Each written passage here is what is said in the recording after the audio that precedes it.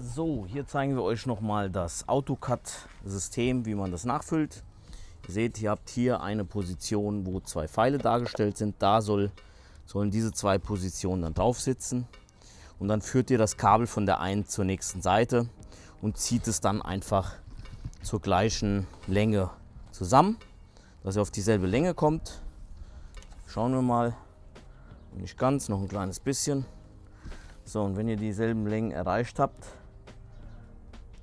dann könnt ihr das aufwickeln. So, dann haben wir dieselbe Länge erreicht und jetzt wickelt ihr hier einfach mit den Fingern auf, bis ihr die gewünschte Länge von 35 cm erreicht habt.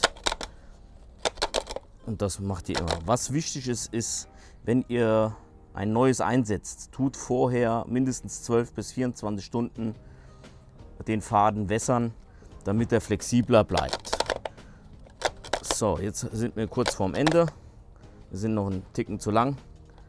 Noch ein bisschen. Und alles, was über ist, wird sowieso das Messer hier unten abtrennen und kürzen. Also hier sieht man, der ist jetzt ein ganz kleines bisschen kürzer, aber das ist kein Problem, wenn wir das dann nachlängen, dann kürzt er das auf dieselbe Länge bei. Ja, dann wie gesagt, wir blenden euch noch mal ein paar schöne Bilder vom Gerät ein.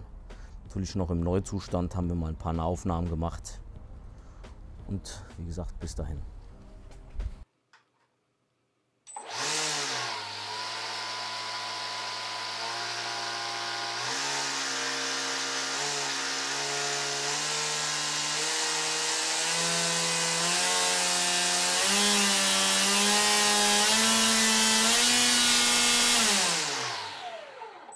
Den AutoCAD 6-2 Fadengröße 2,0 mm, maximal sind 2,4 mm möglich.